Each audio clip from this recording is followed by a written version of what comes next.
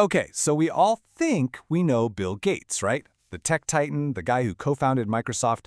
But what about the person behind that massive public image? Well, in his first ever memoir titled Source Code, he's offering us a look at the man before the icon. So let's dive in and see what that code really reveals.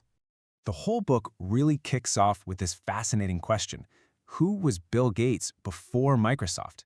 I mean, before all the billions, before the foundation, what was his original programming? And his new memoir, Source Code, definitely promises to give us some answers. But here's the thing. The story he's telling, it's just one side of a way more complicated and honestly pretty debated narrative. All right, so let's get into the blueprint of this thing. What exactly is source code? Okay, so the book is called Source Code, My Beginnings.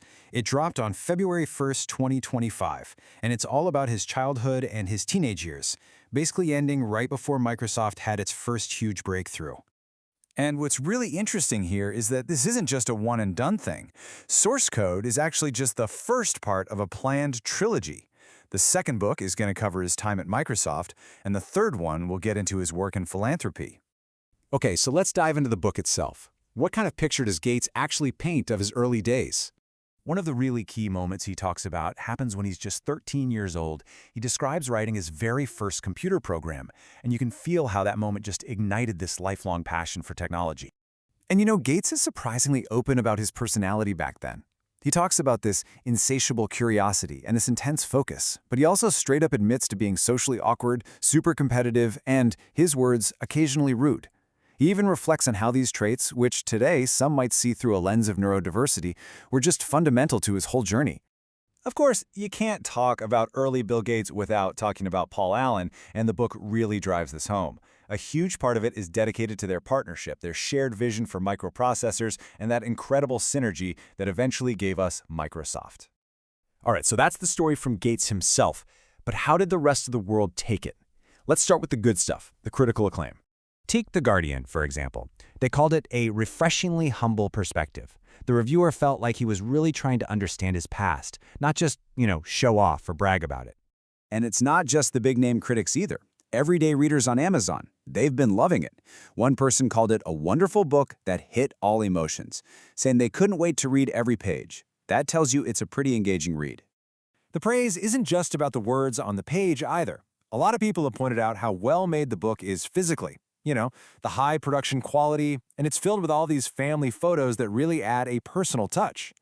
But, and this is a big but, not everyone is buying it.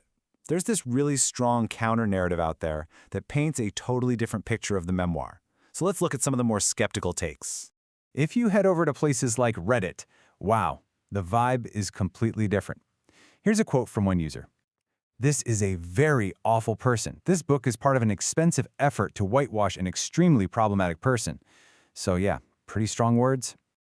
So, what we're left with are these two completely opposite takes on the same book. On one side, people see it as candid, introspective, refreshingly humble.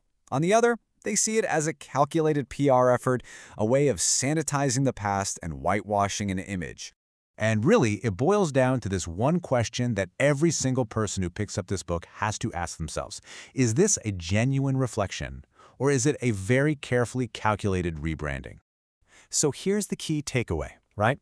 No matter which side you fall on, Source Code gives us a totally compelling glimpse into the mind of a young Bill Gates.